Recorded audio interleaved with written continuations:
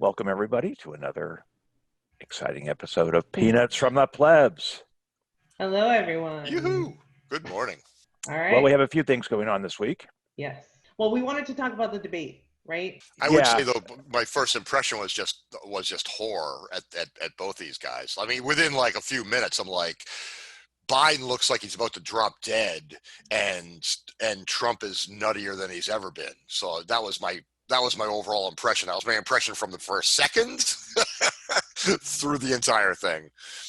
I'm glad I watched it because I normally wouldn't watch this type of thing. Yeah, me Yeah, We were neither. at some friend's house and they were like, "Oh, come on over. We'll have dinner and we'll you know drink beer yeah, and watch the debates." And it sounded pretty good, so we did that. And they're my friends, my lawyer friends down in Connecticut, so they tend to be much more mainstream, pro Pelosi, pro Hillary, Democrat. So it's interesting conversation and reactions to it. But yeah, they were much more focused on Trump's performance, but I thought oh yeah, Biden was also really, you know, I mean, if this is the best we have to offer, it was scary because Biden wasn't that impressive either. Wasn't that impressive at all?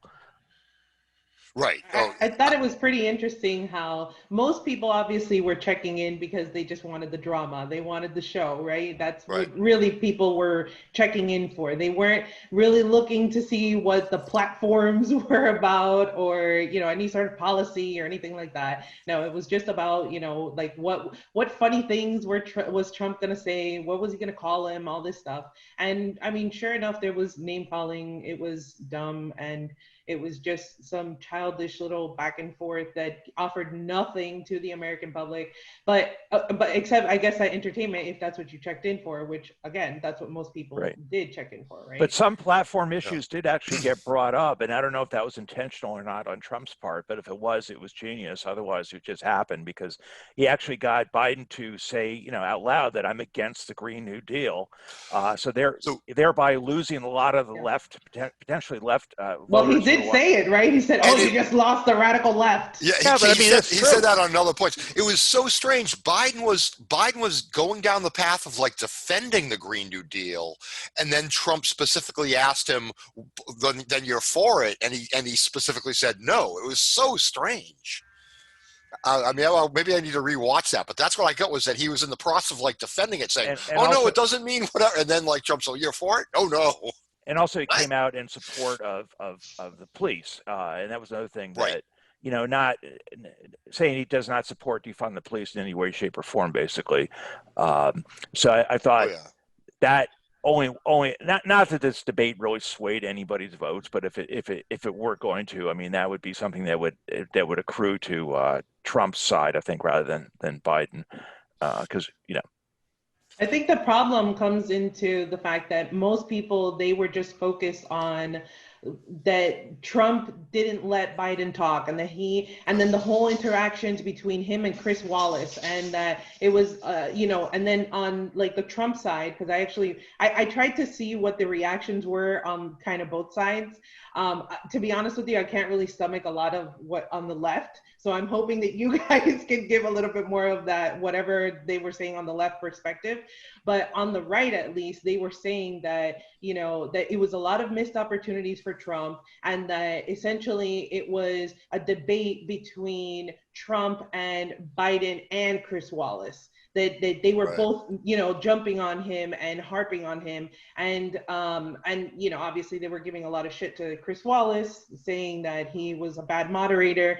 I mean, to be honest with you, I thought it was really dumb how they just kept talking over each other and but that is the point. It's so that they can put on this show and distract so that you're not really thinking about what they should be talking about, right? What they skirted around everything, like Mm. what direct questions that were faced to them, they just skirted around them. And you could tell because Chris Wallace, he would just kind of give up in his what like after he would ask a question, he would kind of bait them a little bit. You could tell when he wasn't getting anything, he would just be like, all right, good. I gotta Well, move on. my wife is a former fourth grade teacher. Now she's a professor of education, but she looked at that and she said, if this happened in a classroom, she would just said, okay, everyone be quiet, put your heads down on your desks, and that it was just like Chris Wallace lost control of the situation. I mean, it was not, and But obviously how could he control it? How, Yeah, I mean, he really, couldn't. housing. What I the only thing they sympathize. should have done is that they should have, if they really wanted to control it or whatever, they should have muted the Cut the mics. microphones. Right. Yes. And then all they would have done is that they would have yelled.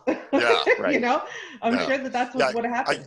I kept thinking that, like, you know, where the rest of the world watched us the way we would watch, you know, some Panama legislature throwing chairs at each other or Yeah. something, you know, right? Yeah, Or yeah, I don't yeah. know. I don't know if Panama's the right one. Who's the one that every once in a while you see that kind of stuff happen, right? Well, I think there were these fights, like in, I don't know, it was in the Ukrainian parliament or whatever, Yeah, someplace, yeah. you know, wherever there's like fist fights. And actually, the Right. last time that happened was, you know, before the Civil War in Congress. It was actually that famous case where the senator beat another member Yeah, of that's Congress right. with a cane. With his I can't cane, remember. yeah. Yeah. So, you know, Yeah. we're, and that wasn't, you know, televised live on CNN, but I will say that I wish that Trump had said a few things instead of just like snide little remarks while Biden was talking. If he'd actually said them out loud and bold, like there were cases where Biden was making the case, well, 200,000 people are dead from COVID, and then Trump just said under his breath, well, it was more than that from Iraq and Libya, from, you know, from your wars and things like that. And it's like, man, if he had just made that point big and bold, that would have been something that would have been. But he I'm can't. not loving He Trump. can't because he's part of the problem. he's part of the It's problem. exactly the same reason Well- why Congress won't actually go after Trump for the real crimes that he's committed. It's because they commit the same crimes. They're all complicit. And So they, he is a war criminal for continuing wars in Yemen and Syria, et cetera, but he hasn't started new wars, right? I mean, so he seems like, you know, the devil on his shoulder is a little better for us than the devil on the Dem shoulder. In terms of starting new wars. Yeah, and to me, I mean, Biden's already been doing this talk that they do about like helping the people of Venezuela, right? Where we stand with the people on Venezuela, which means we're but going to they're bomb both them. Which means together we're on gonna that, bomb them. though. They're all Yes, together on Venezuela, that. you're right. Yeah, that's right. And in fact, some of the Remember, they some of the things all that have stood happened. up. No, you're They right all about that. stood up and applauded Guaido when he went That's to right. the what was it, the State of the Yep. Union or something? And some of the attempts to Right. overthrow recently have been, you know, under the CIA. I just don't know whether or not Trump is like so has spent 80% of his time with lawyers, and really has to have said, okay, Pentagon, run it. You know, I mean, you have to think that there's a possibility that he's simply distracted, unless you go whole hog on the idea that the duopoly really is just all for show. They're Well, really Daisy, all in it together. And I could go either way. I'm not sure. Daisy, I think you're right that it's mainly entertainment. That's why people watched it, and that's how Trump approached it. You know, as a talk show host, basically trying to That's what got him elected. rile up That's the how he crowd. looks at it. Yeah, except when he got elected, also on some policy issues, which he was fairly consistent on in 2016, which he's not really repeating in 2020. So it seemed to me Trump was just doing whatever he could do. He wasn't focused on policy. He was focused on just being a rabble rouser and getting support for just like kind of like going against the grain, for like being the one who's basically saying this is a farce and this, I don't take this seriously, and then, you know, Biden's the polite whatever establishment candidate. And this is, you know, gets into the populist versus anti-populism. And I think Trump is a true populist. He's really a demagogue, in the sense that he'll say whatever he has to say to whatever group to get their support. So he's not necessarily consistent. He's more about building his brand and building his charismatic support than any particular policy. It's just a kind of a vague anti-swamp establishment agenda. But other than that, I mean, he never followed through on the things he campaigned on in 2016. So that's. Yeah, and he was definitely lazy again with continuing the that, you know, Biden is just a front for the Bernie left kind of stuff, right? That really, as soon as they get in, they're gonna, you know. I mean, that's a weak punch that, of course, he's going to come out with. But the thing is that he has to. I feel like he was being boisterous, right? He was being this like character, what was expected of him, really, ultimately, right? But it's because of the fact that this time around, you can actually hold him to account. Last time, he wasn't a politician. There was no record to hold him to account. He campaigned, like you're saying, Steve, that he campaigned on, like, draining the swamp, stuff like that. And it's like, what has actually happened is that he hired the swamp, because look at his cabinet and look at how he's had to rotate through so many people, and a lot of the people that he's put into these positions, they are not even approved by the Congress that they're supposed to be, right? Because they're just replacements for the other person that was fired or left or whatever it may be, and I think in order to be able to kind of skirt that issue and like not keep people looking away from that, well, then he's going to go and put on the show. I mean, it's so obvious, but unfortunately people are still stuck in this whole left versus right, and this whole, Trump was so rude, like that's ultimately what it comes down to. I agree with a lot of that, but I also think some of it might have been to throw Biden off his game. I mean, he's pretty easily been riled to anger in some of the campaign stops that he had done before he went under complete isolation, and all of a sudden he's coming back out, and I think going after Hunter and just continuously nagging at him, I think Trump thought he was going to get him to flash out in anger in a way that really looked bad, Which that's the other thing that I wanted to see. So what did you guys think of Biden's performance? Because I think he looked like death. When he first came on, and it was like just a visual thing, Trump's like under a heat lamp or something like that, right? But he did look not like death. Yeah. And then Biden was pale and looking down. I thought he looked horrible. Well, but I got over that after we got into it, and I wasn't thinking that the whole way through. But at first, he couldn't think on his feet. I kept thinking, if I were Biden, I'd be like, I would just get up there and say, shut the F up, Donald, or just say something about his, his the size of his whatever manhood or something. Do something like really outrageous to get back at Trump. Use the same technique against Trump, or in a more measured way. But I just thought, like, trying to be polite to Trump, and he did tell him to shut up once. He did tell him to shut. Won't you shut up? And that got headlines, right, when he said that. But that was like the most. And he called him a clown. He fought back. Yeah. And he did make some comments again. It was kind of under his breath about, well, this wasn't very presidential. This isn't very presidential, is it, or something like that? Or he said, this segment wasn't productive. Yes, that's his campaign. Yes. I'm going to be presidential like George W. Bush. I'm going to be presidential. So now, see, okay, so I'm going to go against the grain here, okay, and I'm going to say I actually think that Biden performed pretty well.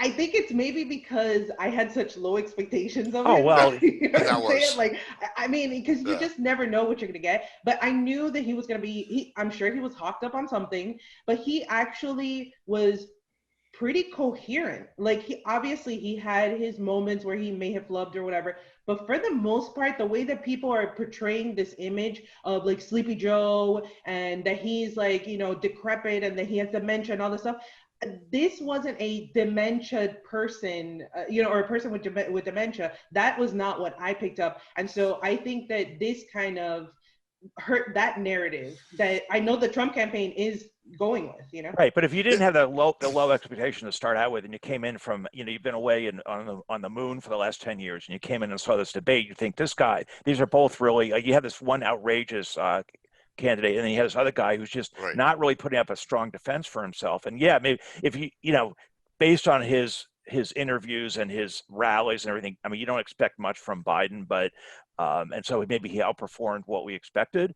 But on the other hand, compared to the history of presidential debates, I don't think Biden did that great. But then you can say the same thing about Trump, that Trump also performed the way that he was expected to perform. That's what I'm saying. We live in this reality where that's how they are. And we have these expectations we expect, if like, think about it, if Biden would have acted the way that Trump acted, that would be like, whoa, what the, that would really be out of character from what we expect for Biden to act, because we expect him to be all presidential, blah, blah, blah.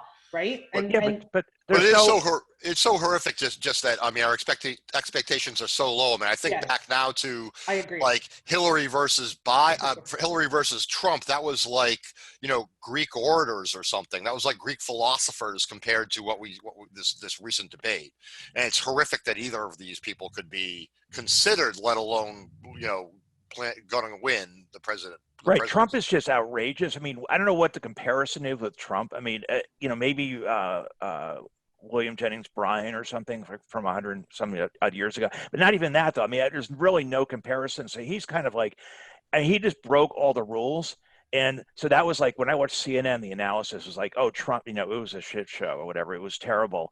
Um, but the Trump supporters just reinforce their support for this guy because he's breaking all the rules. That's why they like him, right? And like I was driving through a suburb of Boston yesterday, and there was like a Trump parade. You know, like all these cars with big Trump flags and with their headlights flashing and waving Trump banners and everything. And his support, you don't see that for Biden. I mean, I've seen a few more Biden signs in the last few weeks, but they're understated little lawn I signs. only That's see it. I mean I've seen a few Trump things here and there, but mostly up here in Salem, it's mostly Harris Biden. Okay, well that I've And I'm all of a gonna call sudden, it Harris Biden yeah. because that's really the ticket. Yeah. I've all of a sudden seen like a flood of Biden tickets, like it was a very concerted effort by, you know, the Biden campaign to say we need to get visibility out there. We're going to call long-term Dems and say you got to put this on your lawn or something, Yeah. because it's always in very upscale neighborhoods and. So do you think the debate made any difference? Yeah, I think Trump lost a little support. Really? You think so? Well, I mean, I don't know whether or not you can trust polls, but I'm seeing some of the polls saying that. I'm seeing like the betting. I have more faith in those betting sites, and there's one on Real Clear Politics that takes like 6 or 7 online betting sites, and does a meta poll from that, and it's trending pretty far apart now. That basically Trump's dropping like crazy and Biden's picking up.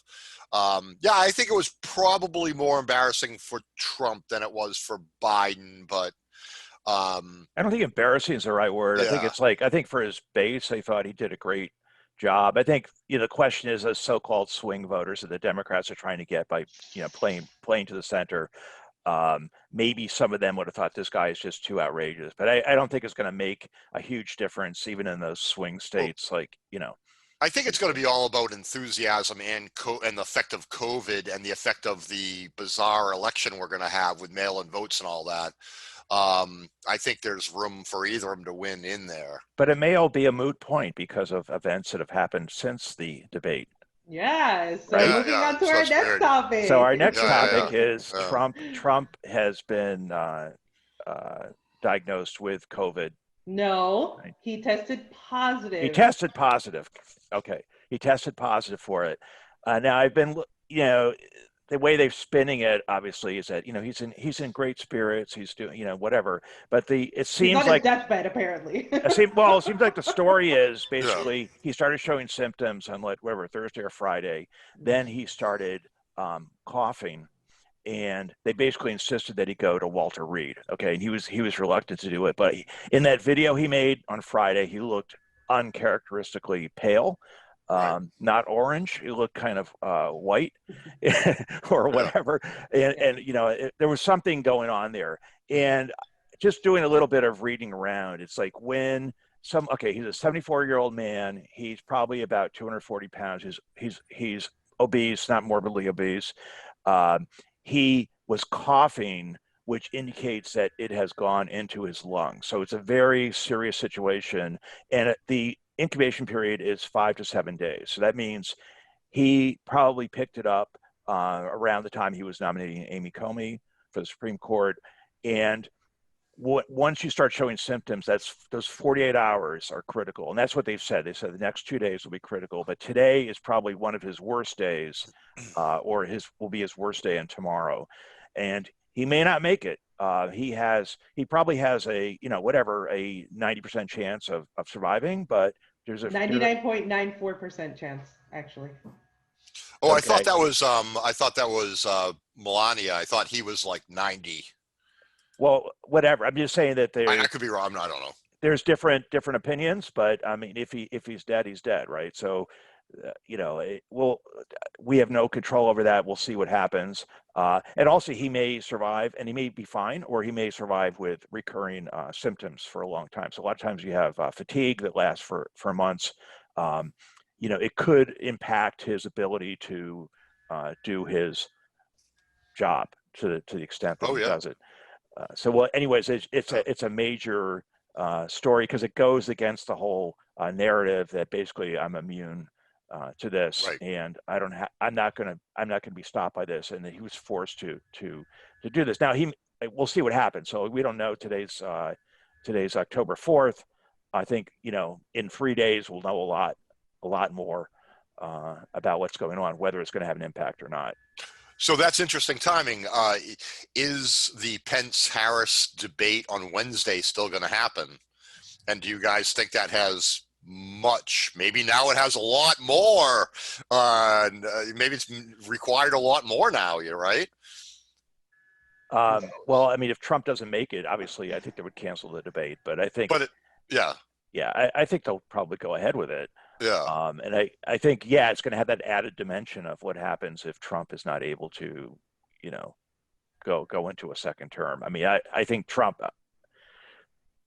obviously wants to do that, but yeah, it'll be interesting to see what it's like. Yeah. You know, So again, I have a different take on yep, things. And I think that first of all, it should be recognized the fact that Trump is now one of many world leaders who has supposedly contracted COVID-19. And Yeah. guess what? They have survived. And Boris Johnson, it was the same thing. Everybody was like, oh my God, Boris Johnson's going to die. And guess what? He's still alive. Yeah. And this, what, like exactly what you were saying, you actually were going to, you made my point without me even having to say it, Steve. The fact that this reinforces the narrative that you have to be a good little boy and girl, and you have to wear your mask, you have to lock down, and you have to get the vaccine.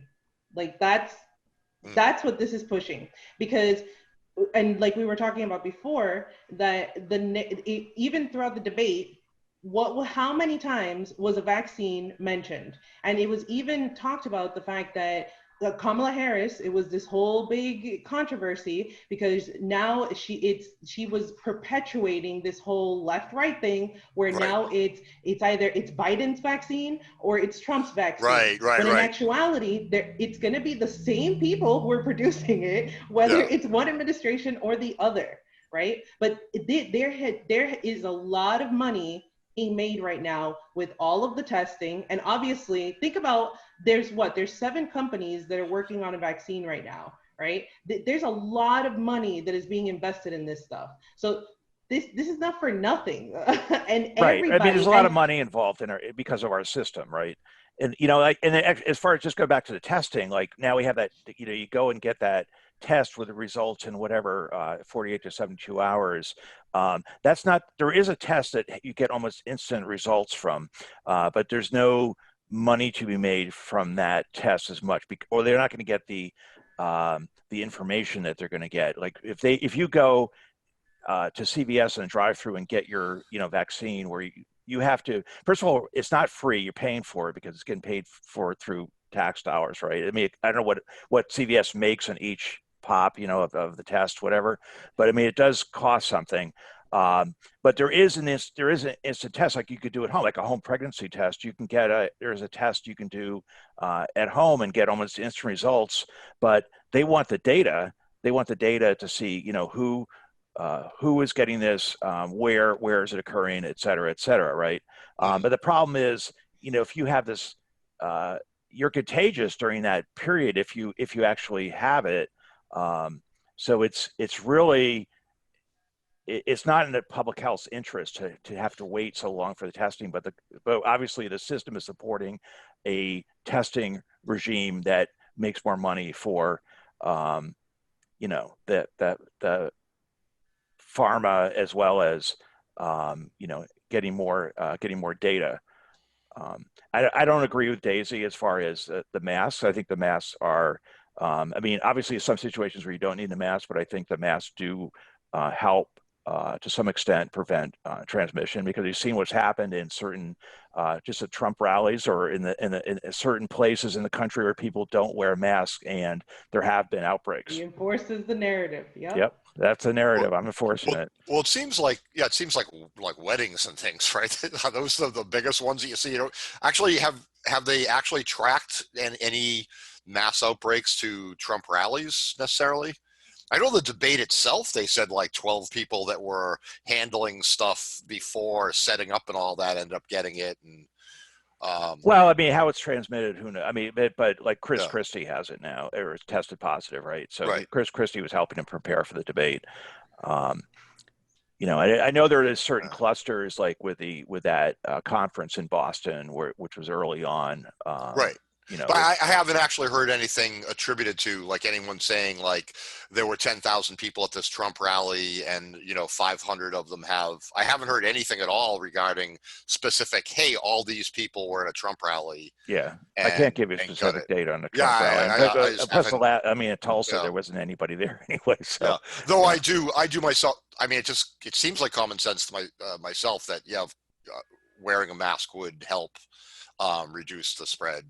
I would believe. I mean, almost everything that humans give to each other is via, you know, spread of. I mean, there's a lot of conspiracy going around this, Yeah. whether it was a modified virus or, you know, done in a lab, or what's the story behind it. But I mean, Oh it's a yeah. global phenomenon, and it's you have to look at the excess death rates, not just the death rates, but like, you know, how many people normally die over, you know, a 3 month Right. period here compared to a year ago, and is there an increase? And there is an increase. So it does seem to be there's some cause and effect with the virus. But any of the Right. measures that were taken as a reaction to this supposed pandemic, right, then that cannot be taken into account as to maybe why there was an excess in deaths.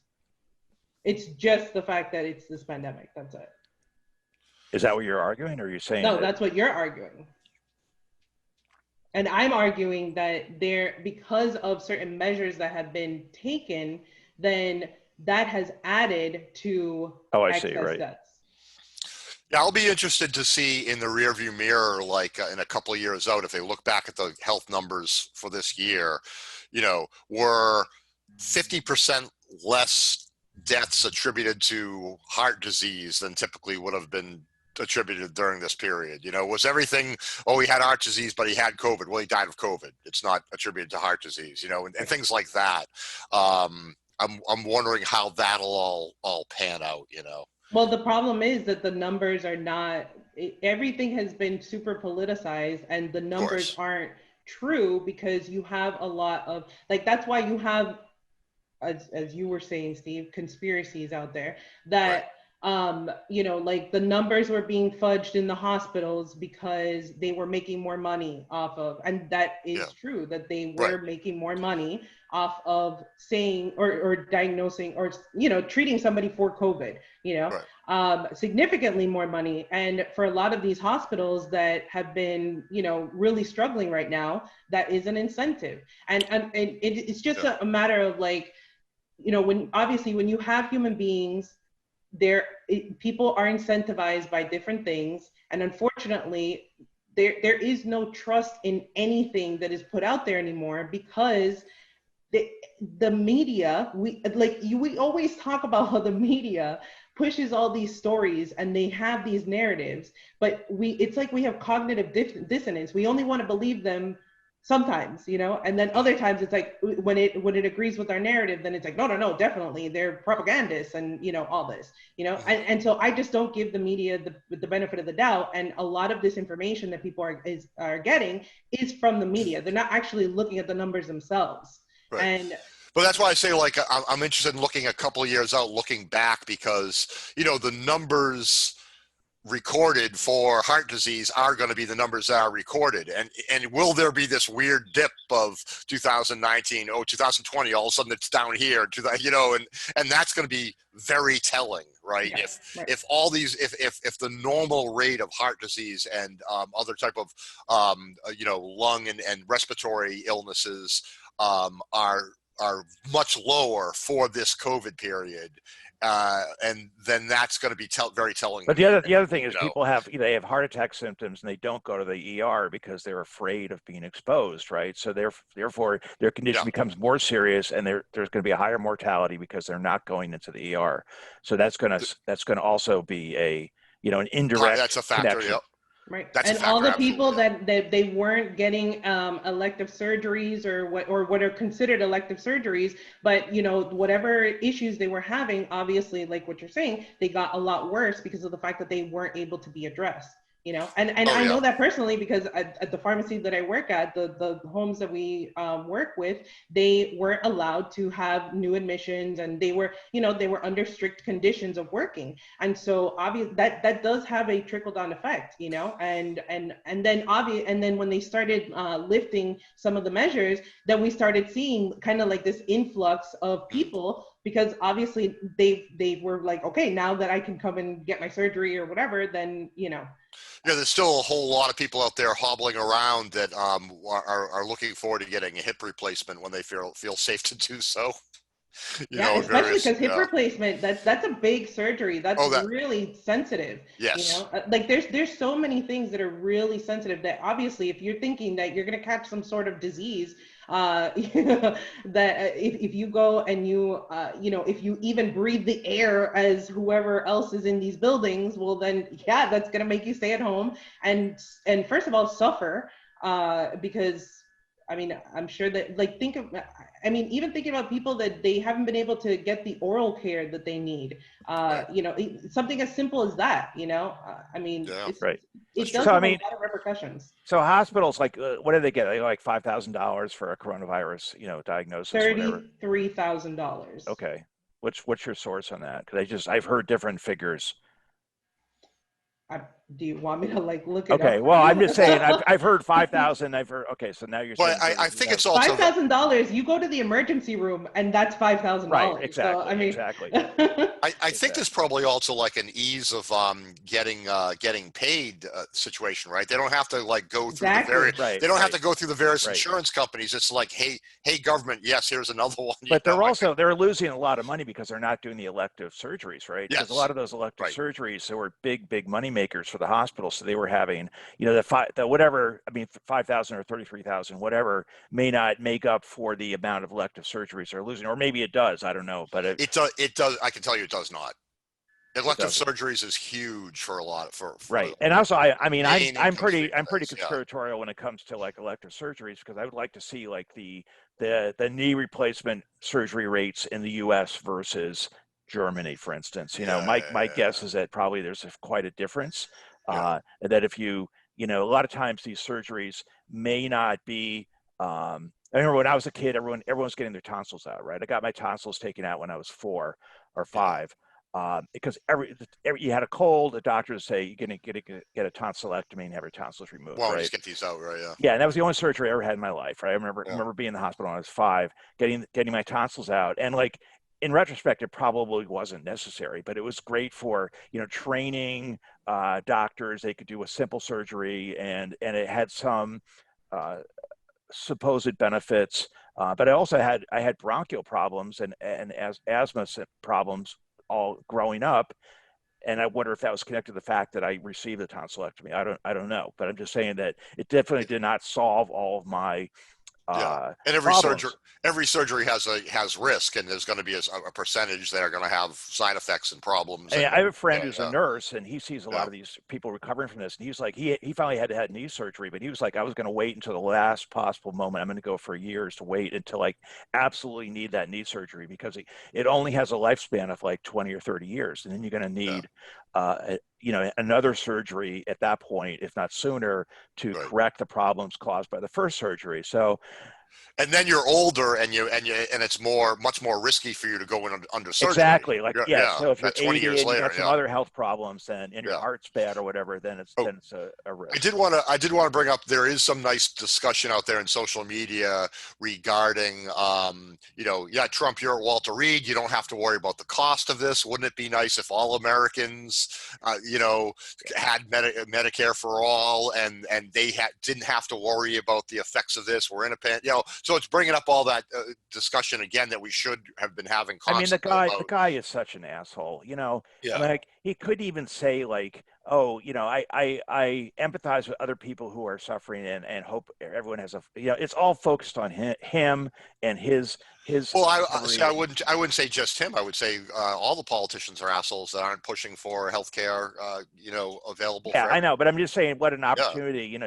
You're the commander in chief, and you're in Walter Reed. Like, just to say a couple of words in support of like everyone who may be sick for whatever reason. Just kind of go beyond yourself for once. And yes. all he does is just everything comes bit, back to himself. I mean, not that he's other politicians, a lot of times they're all psychopathic to a certain extent, or sociopathic. Sociopath is the correct term. So I'm not saying he's necessarily that much worse than other politicians, but I just thought, like, I was like, come on, can't you just say something? Right. No, I agree. Just another case of a big moment lost for him. Whereas others would, Biden will say things that sound like he's all for, healthcare for everybody, but he's not, right? So I don't know what's worse. He's not. He's for access to healthcare. Can I say something? Yeah.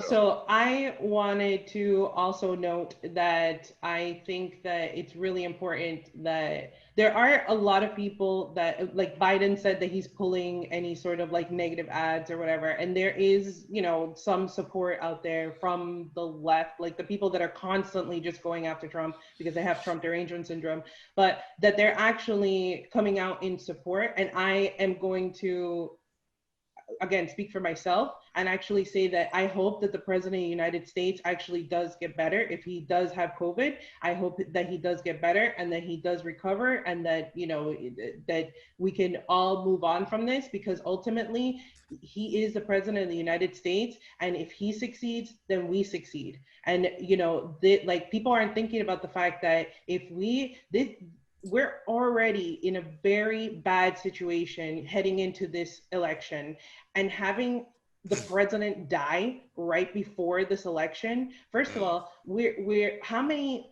enemies have we made all over the world? They would take this as an opportunity to do something, or they could, if there were ever a time, it would be at this moment when, because it's a moment of weakness. It's a moment where it's like we're scrambling to try to get everything together, And so I think that it's really important that if he does have COVID, then I think that it's really important that, and again, this is my opinion, that we come out in support of the president. I'm not saying that I am going to vote for him. I'm not saying that I think he's a nice person. I'm not saying anything positive about him. I'm just looking at it from the standpoint of he is the president of this country that I happen to live in, and for the sanity of whatever is left in this country, I believe that it's important for him to move past this. But whatever's going to happen is going to happen. Like, our hopes and prayers aren't going to make any difference. Whether we support him or whatever, he's either going to, he's whatever his course is going to be, whatever it's going to be, right? And I think you mentioned something, Daisy, about how, like Biden is pulling these ads and everything. And Caitlin Johnstone had an interesting piece in Medium the other day about how everyone all of a sudden is they're all treating Trump as presidential now, because his life is potentially at risk. So they're all of a sudden they're treating him like they're in the there's a big club and you ain't in it. To paraphrase George Carlin, that Trump, they're basically all rallying around Trump now and saying you're part of this club, and it's kind of disgusting. I mean, the Chinese at least came out and said, you reap what you sow, basically, that. It wasn't as sympathetic, and you just think, like, yeah, you're not going to say, die, fucker, die, right? But you're going to say, like, do you have to come out and say, like, I don't know. It's just like they're treating him as like another. Are they gonna canonize him after he's gone, just the way they've canonized George W. Bush? You know, as while he Oh, was right. president. You know, are they going to make Yeah. Trump was like, oh, he was so charming because he was just off the wall, and he would say these crazy things, but we all loved him, you know, and he was great and whatever. Um, I just Yeah, wonder. I keep making it. It's funny you bring up of W. Bush. I keep making the point that that when W. Bush was running back whenever, he was also Hitler Satan, and now Trump is Hitler Satan. But they eventually came around to loving W. Bush, giving him Obama gave him a Liberty Medal. They hang out with him. They love him. Right. And you're right. It's a big club. We're not in it. Is Trump different? Is he a populist that's not really 100% in that club? I'm not sure if it's all political theater and he just goes along and plays the role really well. I think the fact that there haven't been new wars shows that he is kind of fighting that a little bit with his hands tied behind his back because of the constant legal assault he's under. Right. I mean, I agree. Despite himself, he's done certain things. Maybe he has, at a certain level, he's thinking that he's just not a geopolitician. Like, he has trouble finding countries on a map, much less figuring out, what the strategy is geopolitically. I don't think, he's all about casinos and building, tall buildings with his name on it. I think so. And that's fine. He's a real estate developer. So, I think he probably has. If Russiagate is anything, it's probably some illegal deals he did to build things in Moscow. He probably did grease some oligarchs' palms or whatever. Right. Yeah.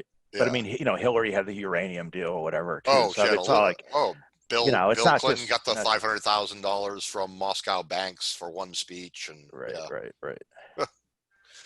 Anyway.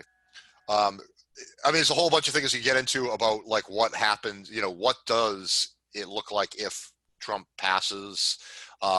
You've got then Pence running again, Pence taking over, and then Pence running. Yeah, I think so. And who would he choose as a running mate? Nikki Haley. Yeah, no, because he wouldn't be able to be in a room alone with her. Oh, you're right. Yeah, it might be incorrect for us to have. I mean, it might be like a morbid or incorrect for us to have this discussion, kind of, or we might not have time for it anyway because it's huge. Yeah, okay. Seriously. Yeah. Well, so we won't get into the whole. It's a Nancy Pelosi conspiracy so that she can be president. Right. Well, Nancy Pelosi's 80, so I wonder if Dems are rethinking that. I wonder if they're rethinking the fact that the next person in succession is 80 years old. And nuts, in my opinion. Yeah. All right, so we move it on to the next story. So as you can see this tweet here from Dr. Shiva. So just a little introduction. Dr. Shiva is running for Senate for Massachusetts, for U.S. Senate, and he was running as a Republican. He was running against Kevin O'Connor. Yes. And he lost in that election, in the primary, but now he's running as a write-in candidate. And he has recently he's like been, trending because he has supposedly exposed possible fraud from the state of Massachusetts in the electoral system. And there's no way that we would believe that any sort of fraud is going on here in Massachusetts, right? No, my goodness, no. So this is from September 24th, right? And it says, breaking, Massachusetts destroys over 1 million ballots in U.S. Senate primary race, committing election fraud. Massachusetts elections attorney confirms to Shiva for Senate ballot images used for counting votes that must be saved by federal law for 22 months are nowhere to be found. And if you guys want to interject, you can obviously. Yeah, I just want to say, first of all, in the official results, I think he got like 39%. So basically, it was 60-40, right? But in a certain, I guess certain towns, I think it's like 50 or 60 towns around Massachusetts, they use paper ballots. And in most of those towns, I think he won substantially, right? So they had the paper ballots to back it up. But in the towns where they had the electronic voting, that's where he lost. And first of all, I don't like a lot of his positions. Like he's pro life and all this stuff. But I think that's irrelevant here. I think that Right. the relevant issue is was there election fraud against? Right. And he also contends that there's kind of a machine that the Republican machine in Massachusetts basically is subservient to the Democratic machine, and they have a deal where the Republicans get the governorship sometimes, and the Democrats control the legislature, and that basically they pick a loser, a designated loser candidate for the Republicans, and then this person runs and they lose, and this is whatever his name was, O'Connor, and he gets some kind of judgeship or something as a prize uh, after the primary is over. But he's, I mean, if these claims are true, this is really serious that there's no backup of these ballots. Because I mean, this makes a mockery of democracy, right? If there's no, like, you can't validate the results, and we're in 2020. I mean, everything should be, you should get instantaneous verification. You should be able to access ballots online. Anybody should be able to do this to verify. And it's just, like you said, they're nowhere to be found. So why is that? And how do we stop that? I think that's a bigger question. Right. And there was also something on one of his YouTubes where he basically said that when he when he reported this or something like that, stuff was taken down off of Twitter like immediately, Right. So he went after the Secretary General in Massachusetts, whatever, and like immediately he was like he was punished on. And I'm looking on his Twitter account right now, and there's a whole list of this tweet is no longer available because it violated Twitter rules. Like there's a huge list of them that are blocked, obviously. Yeah. So so I was gonna get into all that kind of stuff. All right. So this is the tweet where, because so essentially what he's contending is that what he noticed when he asked for, I guess he presented a FOIA request to different cities and towns, right, in Massachusetts, and some and the roll calls. That's what he solicited, right? He wanted to see so that they can compare and contrast, if to see if there was actually any election fraud, right? And so at least I'm going to put the link to one of the interviews that he did, where he really lays it out, everything very detailed. But one of the places was Lawrence, where, let me just make sure, because I actually wrote this down. I was like, this is nuts, man, that he, so in Lawrence, they found that 454 more votes were counted than people were on the roll call for having voted.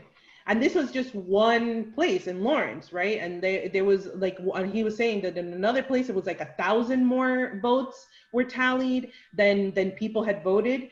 And for him, what was really shocking was that he really thought that this was going to be like a landslide, because he had 3,000 or over 3,000 volunteers working on his campaign. They had over 500 standouts.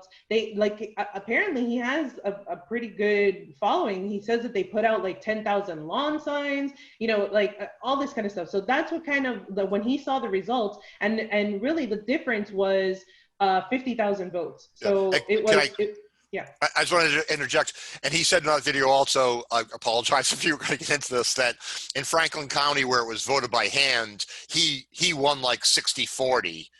But in all the other counties that were machine counted, it was the opposite, 40-60 basically. He lost, but like 20%. I think so what he was saying was that the electronic votes that were counted, they were factored. That's what he was saying, that there was like factoring, where they were just they were increasing it by a certain percentage. Yeah. And so that's why he went and he solicited the roll call votes. because he wanted to see whatever verification. And so then when he saw that there was this discrepancy in the number of votes that were counted versus the actual people that voted, then he went to the Secretary of State, right? And he asked for the images. He presented the FOIA request to the Secretary of State to present these images, because when the votes get counted, it's the images that get counted. So when the electronic ballots, right? So they go into the machine and it creates an image, right? Yeah, the paper ballot. The right. paper ballot goes in and it's essentially scanned at that point. Yeah. Right. Yeah. And then once all that information is all the votes are put in, then the machine, it tallies up whatever, votes, and it says however many for Shiva and however many for O'Connor, whatever. And so what I'm going to get into a little bit now is the fact that what he's saying is that by law, you're supposed to keep this sort of data for 22 months, right? And essentially what the Secretary of State is arguing is that they do have the paper ballots, but the paper ballots is not what's counted. It's the images that are counted, right? And so that is the data that needs to also be saved, as well as the paper ballots. But they're just going kind of like off of semantics. And also what they're saying is that the Secretary of State is saying that it's illegal, that the state of Massachusetts prohibits them from saving this information. But it's like, how are you supposed to know what actually got counted if you don't save that data? Wait, no, they're legally required to save. I mean, but you're saying that the state of Massachusetts says they have to not save it. That's what they're arguing. That's their excuse as to why they destroyed, and that's what he's saying, that they destroyed those ballots, because that's what they counted and they didn't save that information, which they are federally required. And that's what I'm going to go into here. So I assume he's pursuing this through the courts as well? Yes, he is going to, yes. So I don't want to muck things. Let me know if this doesn't add to the conversation. But I mean, if I was listening to this conversation, I would say, yeah, but then why, if they have the paper ballots, why isn't it possible to run them through the machine again and prove that the count is what it was, I mean, they could, but they're not going to. But they're not going to, and the exactly. thing is that, like, technically, the problem is that this is a federal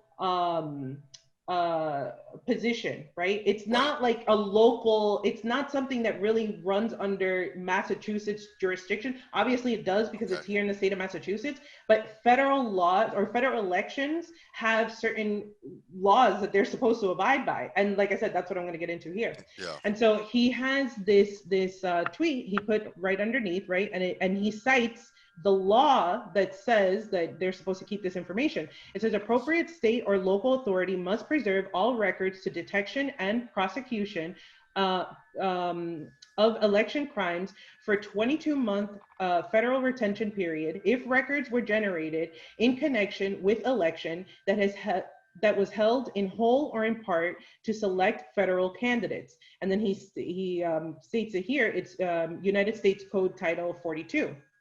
And here he states it again, right? And so he's being very clear. And they haven't been able to, the Secretary of State for Massachusetts has not been able to provide the statute that says that the state of Massachusetts prohibits them from sharing this information, right?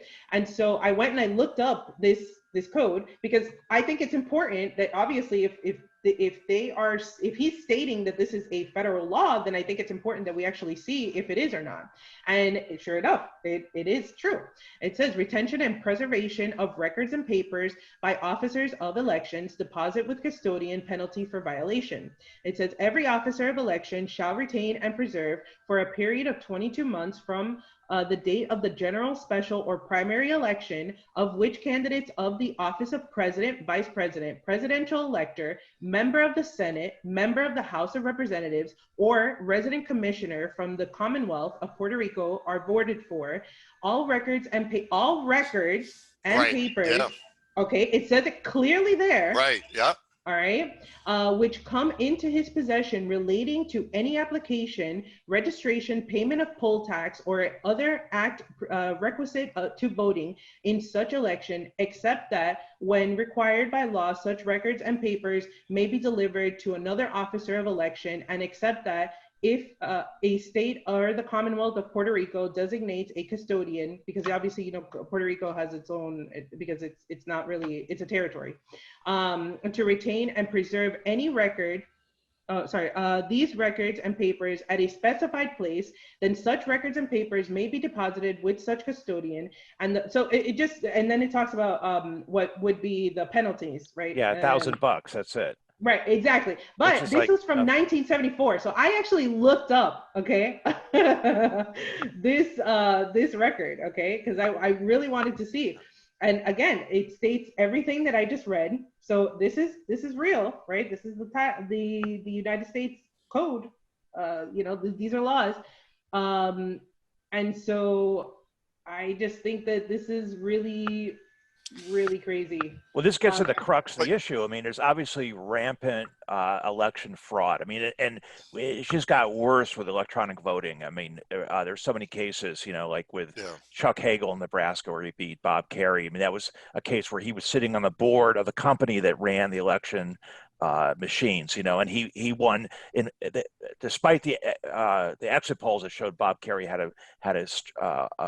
was favored candidate. He won, so it's been around for a while, and it seems like you can do all this campaigning, you can put as many signs around, you can do all this stuff just like we did in New Hampshire, you can do this, but if the elections are no good, what's the point, right?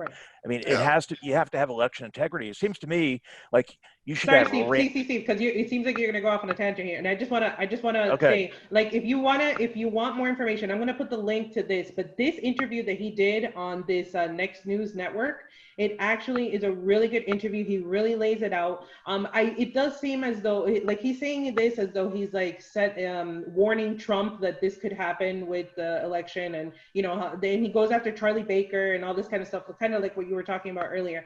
But I do think that this is a really good resource, and like I said, I'm going to put the link in the description. But yeah, sorry, go ahead.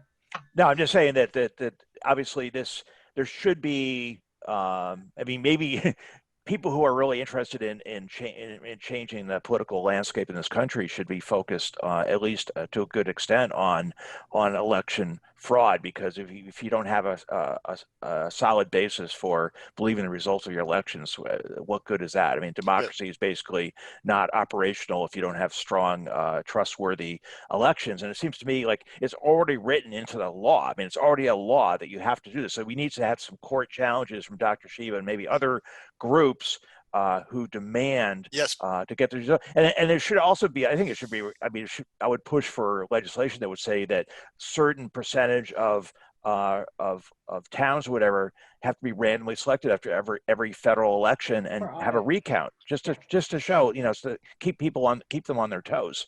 Yeah, but it's so even if the penalty is only $1,000, obviously what you want to go to the courts to find out who did this, how did this happen, and what will happen is the exact same thing that happened in 2016 in Brooklyn with the Bernie voters being suppressed, people that were kicked off the rolls.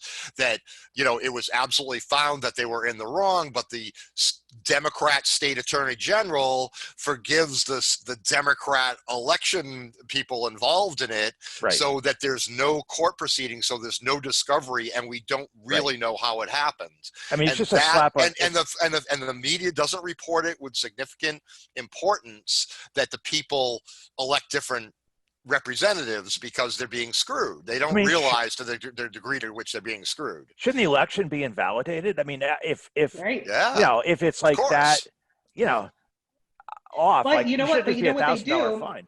You know what they do is that they chalk it up to, well, he's never going to win. He has no chance of winning against Markey, or he had no chance of winning against a Republican. You know what I'm saying? Like they chalk it up to that. And even if you go to his website, or if you go to Wikipedia and you look up Dr. Shiva, it says he's a conspiracy theorist. Like they knock it down to that they invalidate whatever sort of argument you have. They shut you down, which is exactly what they did in 2016 when the whole thing happened with Bernie, and and everything that happened in Philadelphia at the convention, like it was all chalked up to, it was just Bernie supporters being whiners and crying about that they lost and all this, when it was actual fraud. And there was a lawsuit that was brought about thanks to Nico and Beck, Jared Beck, and his wife, which I'm sorry, I forgot her name. But, thankfully, they were the ones who brought about that lawsuit. And we learned a lot Yes. about how the Democratic Party runs things. Yeah. And we can actually talk about some of the fraud that happened. I'm not sure if you guys looked into the stuff with Richard Neal and Alex Morse. Right. I do not have that case on top of my head, except for the fact that, what was it, the UMass Dems or something like that? UMass Dems students had some allegations, and that was before. And the Massachusetts Democrats actually got their lawyers involved to help them pump it up, even though there really was nothing there. And they ran Richard Neal, even though he disavowed this, he still kept the campaign ads going that were intimating that Alex Morse is some kind of predator or whatever. Really? Yeah, I mean, during the election, he didn't pull them. Yeah, he didn't pull these. The decision was made that we'll still win more votes keeping up this now proven slander. So you got to be. Did he keep the ad saying, because you know how at the end of the ads they'll say like, this ad was approved by blah blah blah. So were they ads that were approved by, or were they from PACs? We have to provide. They were his ads. We have to provide more background. Alex Morse is a homosexual running for office. Allegations were made that he was going after students. He was students a professor. his own students. Yeah, his own students. So he was using a position of power as mayor to intimidate students. Yeah. And my understanding is when that stuff was actually looked into, it was like very trivial, it was like, how did you do on that test kind of stuff or something. Right. Stuff, texts that were and I think it's important to talk about who is Richard Neal, Steve. Yeah, right, head of the Ways and Means committee, right. He's not a newbie in the town. He's etched a very good position for himself as being one of the senior ranking Democrats, right? So it's very dirty politics. You'd have to be naive to think that all politicians play this really dirty game during the campaign. And then as soon as we vote, we all become little angels and we can't count every vote as democratically as cast, right? I mean, the game goes on, and they're not going to stop. If they're corrupt during the campaign, they're going to be corrupt as much as they can get away with during the election. And I think that's the big, elephant in the room that no one's dealing with, really. I mean, Dr. Right. Shiva, but it's not really entered into the popular consciousness as an issue, and it should be. I mean, think about down in Florida. I'm blanking on his name, but I love him. I know he you're went against about Debbie Wasserman Schultz. Yeah, Tim Canova. Yeah, right. So I mean, he was fighting this fight against the fraud that was going down in Florida in the elections. And if you just do a quick search, I'm not going to promote Google. I'm going to say go to DuckDuckGo. If you put in the search engine and you just put in election fraud, you will come up with so many different cases where there has been clear fraud committed by these different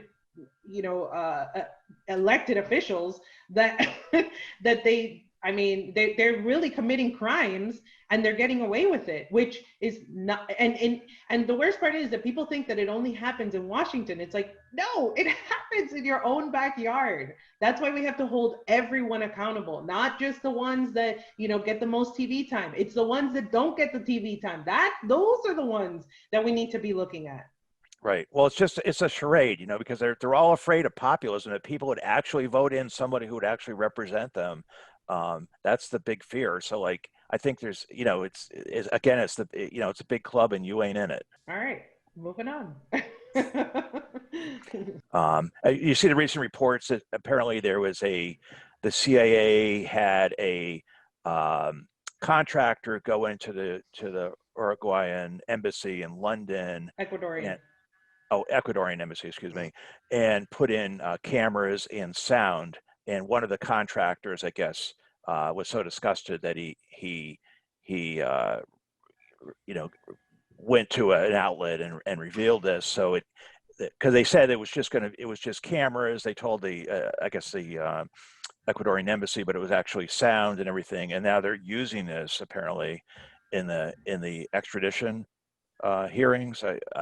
And also that they're trying to there were attempts to poison him as well. I don't know how true that is, but there's a lot of implications for what happens if Assange is extradited and is tried under the Espionage Act here and put away for the rest of his life. It really is going to obviously have a chilling effect on journalism. It already has. Yeah, definitely. I mean, obviously, they're not even talking about the hearing. Yeah, there's also stuff recently. Assange's mother, Christine Assange, on Twitter has been saying that the FBI in UK stole all the legal defense docs in Ecuador embassy after he was dragged out. So it's, I mean, crazy. Well, Ecuador is basically a CIA client state in South America. Yeah. So when they had a change of leadership, basically that's when his protection expired. That they were able to enter the embassy and forcefully remove Assange. Well, I think a few billion from the IMF also kind of. Yeah, that's how it works. And it was a result. It was a result of the fact that WikiLeaks was exposing Ecuador, even though he was seeking asylum in the Ecuadorian embassy, and they threatened him. They said that if he comes out with this information, or WikiLeaks, because obviously he was, he barely had internet. I mean, this man was being tortured while he was in this little apartment for almost 8 years. Okay, where he only got the sunlight that he got was just going out to the balcony.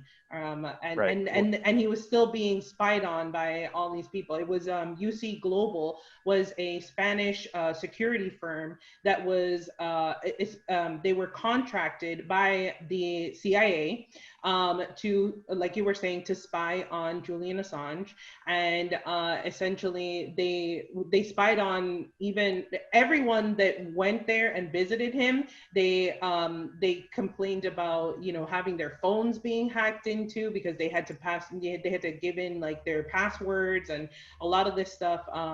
They had surveillance in the restrooms, especially in the women's restrooms, because they were trying.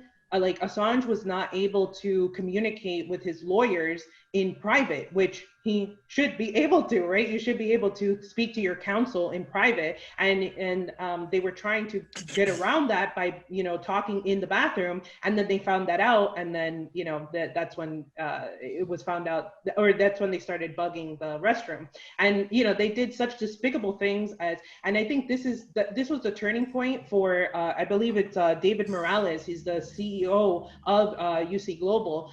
He came out. He just couldn't take it anymore when they wanted to steal the diaper from Assange's. It's I guess not his baby mama. That's how you would say. She has 2 children with Assange, and in order to, but they didn't know that. Nobody knew that it was a big secret that he had fathered these 2 children. And in order to get the DNA, they wanted him to steal the diapers of the kids. So they warned her not to change the diapers. And it was really because they wanted to get the identity of his lover, or his significant other, to, I mean, essentially blackmail her, I guess. But yeah, it's really crazy what they've been doing. Yeah, so I'm not sure if it registered. I wasn't talking about in Ecuador. I'm saying that in the UK, when they dragged him out, apparently the Ecuadorian embassy allowed the FBI to go in and grab his defense material. Right. Which is just, that's horrific. Yeah, he went through this 8 years of torture, and then he can't even have like a fair defense because they stole his materials. You okay there, Daisy? Oh yeah. Sorry, Okay, I just good. needed to get some water. Yeah, I mean, obviously we know what the crime he really committed, right? Was exposing Right. the crimes of the whatever you want to call it, the war, the war state, basically. I mean, it was not. I mean, they're trumped up to use an unfortunate word, but Yeah. trumped up charges basically because they couldn't get him on. But he basically doing what like the New York Times just did with revealing some of Trump's tax returns, right? I mean, it was basically the same type of thing, but the New York Times gets away with it. But this now would set a precedent. So like there would, if you had a future Daniel Ellsberg with the Pentagon Papers, they might, you know, be more hesitant to although I doubt it, somebody like Daniel Ellsberg, but people are going to know that there's a lot more serious consequences than maybe in the past. And I do want to thank Tulsi Gabbard for introducing Exactly. HRES 1175 with Thomas Massey. Oh my God, a Republican. Oh, she's doing that bipartisan thing again. That calls for dropping all charges and efforts to extradite Julian Assange. Well, So, Pompeo's been going after this thing, and it's like when I saw the debate, I was thinking these people are so stupid because like Trump, all he has to do is say I support freedom of journalists, and I'm gonna support Assange being, pardoned if he's brought. I think these charges are not fair. If he did that, he would get so much support. And if Joe Biden just sure. said I support Medicare for all, even if you don't really support it, just say it, just mouth the words, you'd get Right. so much support. But they're so beholden, or not, but Biden is beholden, but I think they're just not. They don't know. They're not in touch with the popular sentiment. But I think it's important to highlight that what the wrongdoings that are the crimes that are being committed against this man. First of all, he spent almost 8 years locked up in this like 2 bedroom apartment or Well, he, office, he right? was free to Right. leave. He Well, would be arrested. right. Yeah. Well, but he was trying to escape. He sought political asylum, right? And it was based off of the fact that they were trying to, put these rape charges against him, or he had these rape charges against him Which were from dropped. Sweden, right? Who they have been dropped, right? And now he's in Belmarsh prison, which is it's considered like the Guantanamo Bay of of the UK. All right, Well, they it's got where the they put serial the rapists and terrorists. everybody in there. It's like the worst offenders are in there with them. Right. I mean, and they have him in like solitary confinement. You know what I'm saying? Like he is really being tortured. And the reason why he was put in Belmarsh was because when they entered for the first time, I think, right, that they entered an embassy. They allowed the police to enter an embassy. To take Assange out. And he's been serving this time because he evaded justice, right? And he was sentenced to, I think it was like 2 years, right? Or 50 weeks. 50 weeks is what he was sentenced to. Guess what? He served that. Why is he still being locked up when he is not an American citizen? Okay, there is no reason why he should be tried under the Espionage Act. He Right. is not an American citizen. Period. He did not hack this information. And what they're trying to say is that he helped Chelsea Manning Right. hack this information. That's what they're trying to bring this all up on. Well, the argument is that the crime was committed on American soil, which you can easily do with, you can say electronically this happened, digitally this happened on American soil, so therefore he broke the law under, they'll make whatever argument. But I mean, then again, the real crime is not the Espionage Act. The real crime is you exposed our crimes. Right. And recently it came out that the CIA was absolutely considering assassinating him. Didn't Hillary Clinton call for that? Like she calls for everyone's assassination, obviously. Yeah, she said something. I think they say it was a kind of a joke, but she said something. It was along the lines of maybe a drone could take care of that or something like that. Yeah. Right. We Yeah. came, we saw, we But if killed. somebody said that about Yeah. her, oh my Right. God. Right. Yeah. Crazy. It's a Yeah, damn shame. so the current status of it was like, was it January 4th or something is going to be the decision on Yeah, and Assange, whether apparently the judge in England who has a very strong anti, um, what's I don't know whatever she, it's not expected to go favorably for Assange. Her based on her ruling history that he will probably be extradited. It just seems to me that Trump is no better than Biden in this regard in terms of how they would treat Assange. That I mean, for Assange, I don't think it's going to make that much difference who wins the election yeah. for his fate, Now, Well, unfortunately. but Trump has, and I don't know if you guys saw it, but Jimmy Dore actually did an interview with Max Blumenthal, and Max Blumenthal just did an expose where I saw that. he talked about this. So what he shows, or you know, Max Blumenthal, he's been talking about this connection between Sheldon Adelson and like going against Trump, and Sheldon Adelson was actually funding like this CIA type of a program, or you know, operative spying on him. So he was the one who was paying for this contractor, UC Global. And obviously Sheldon Adelson was the mega supporter of Trump, and I mean he can be credited as having gotten him elected, right? And so it's seen almost as though Trump has to, that's really why Trump has been doing, well, him and Pompeo, obviously, because Pompeo is a fucking asshole. But I have such disdain for Pompeo. Like but he's obviously just, he doesn't care. Like Trump doesn't care about this, you know, and that's why he's even floated around. Oh yeah, maybe I will pardon Snowden, or I will pardon. Well, Chelsea Manning's already, thankfully, been pardoned. But I mean, they obviously are just doing the bidding of their donors.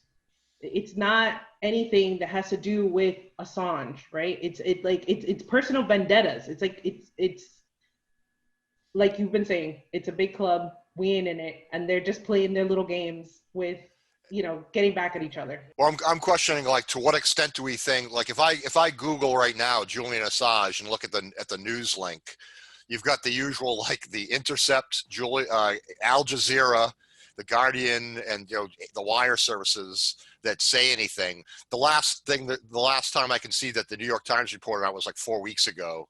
I mean, can we just like assume that 90% of the news services we get are basically controlled by the CIA and deep state, and basically, you know, we're screwed. You know? No, and not just that, but honestly, you know, yeah, we hear you, Steve.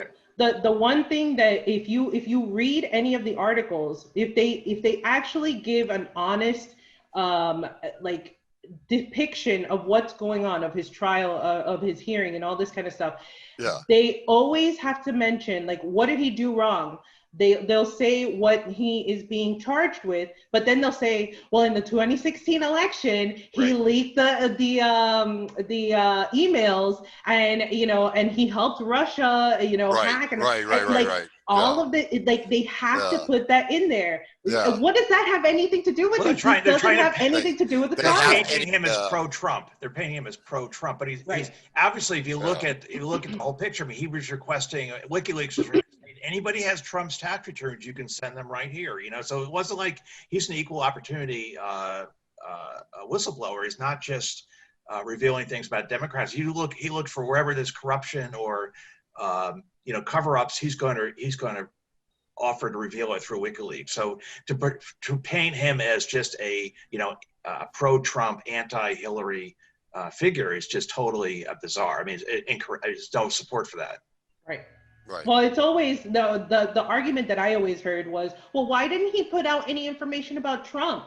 Or why doesn't he put out any information about Russia? And if you actually go to WikiLeaks, you can see all the information. Hello, when he was seeking political asylum in the Ecuadorian embassy, they were revealing information about the Ecuadorian government, about corruption in the Ecuadorian government. Hello, like that argument falls flat on its face. But it's just an easy way to just dismiss it. And it's like what we've talked about before, that they always choose these figures, that it makes you feel like it's okay for us to do this to them because of X, Y, and Z. Right. But then eventually those rules, they get bent a little bit, and then until it affects you, and then suddenly it becomes a problem. Like the whole thing of how all of these protests are just, they're fueled by Russia. I mean, it's Russia, man. Like there's no, everyone here in the United States is absolutely happy. Okay. We love everything that's going on. No one is getting kicked out of their homes. No one's losing their jobs. No one, like everyone is just happy as can be. And Russia is just putting out this disinformation, you know, about these protests and making them riot. Like, I mean, I don't know. Well, I mean, just like there was, CIA attempts, and this has been,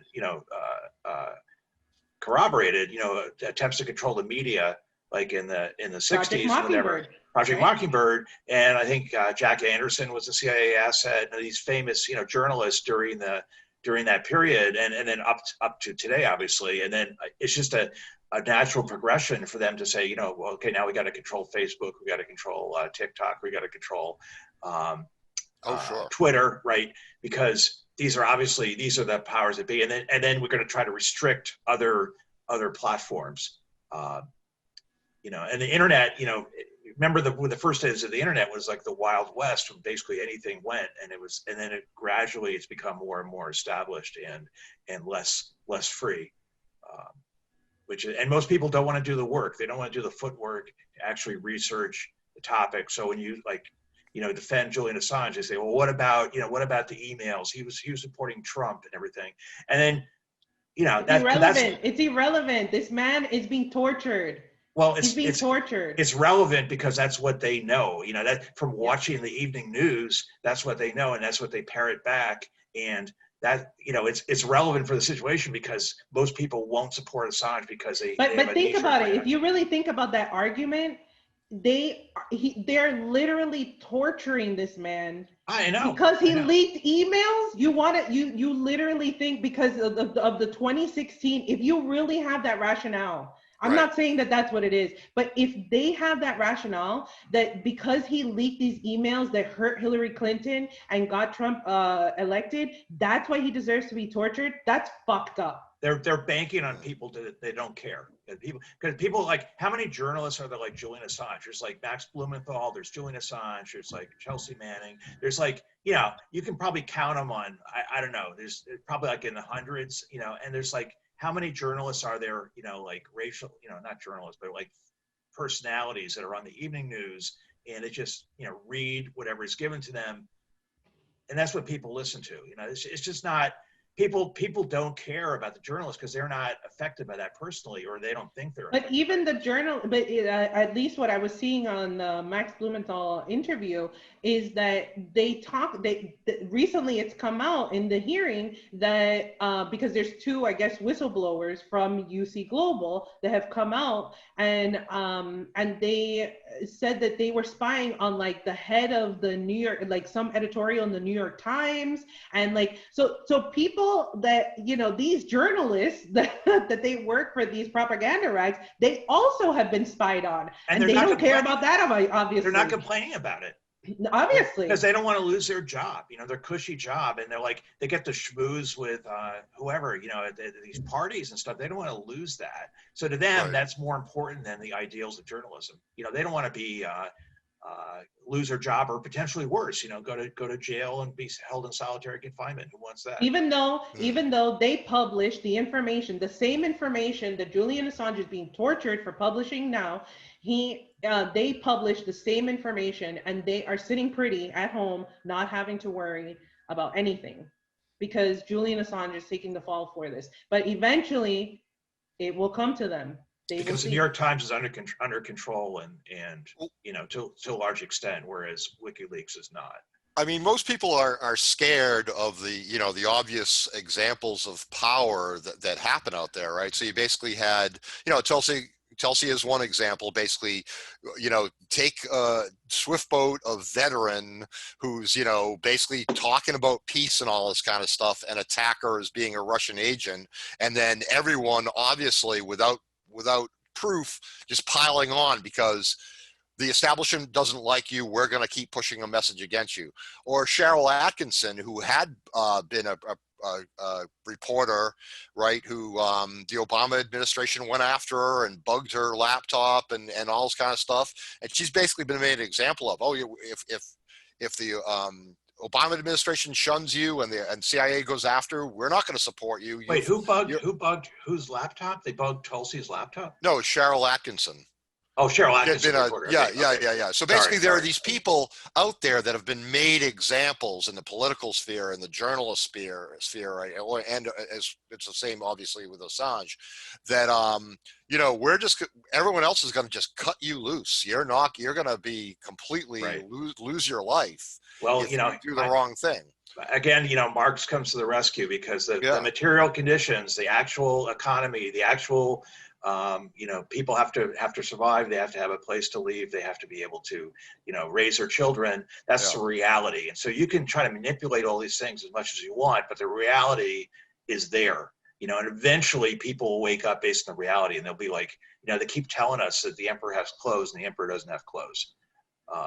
That's what it's, you know, it's just a question of when it gets to that point that people actually wake up. And I think some of, you know, Trump has utilized that, and people are, you know, quote unquote waking up from their dogmatic slumbers to some extent, but they're not really.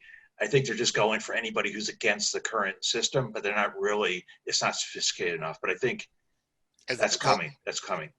And the whole system, part of it is to, I mean, I think they throw out false conspiracy theories and all sorts of stuff out there. So you don't know what to believe. I mean, most of the average person is going to throw up their hands, right? How do you possibly figure out what's truth in this, you know, crazy world of Epstein's pedophilia island? And I mean, you know, insane. Trump as president is just like the world's insane, right? So how do I know? How do I? I mean, it's cognitive dissonance. I mean, you had Dennis Hastert, who was the Speaker of the House, right? Who basically was molesting, you know, 12-year-old kids when he was a coach, and this stuff came out. Like, this is a guy who was in line to be the president, and he's like molesting kids, and like, there's like a connection, you know, like there's a connection between that and Epstein and Bill Clinton. And people who are sociopathically, you know, utilizing their power as leaders, you know, to whatever their crimes they're committing, and that's to me, that's the people they see that, they say, oh, that's just a one-off thing. That is not really making the connection that. And I think like some of the Trump supporters, they make the connection kind of at a subconscious level, and maybe they're not very sophisticated about it, but they see the system is broken. We have to overthrow the system, right? Right. All right. Thanks for watching, everyone. Thanks for watching. Bye. Peace out. Bye.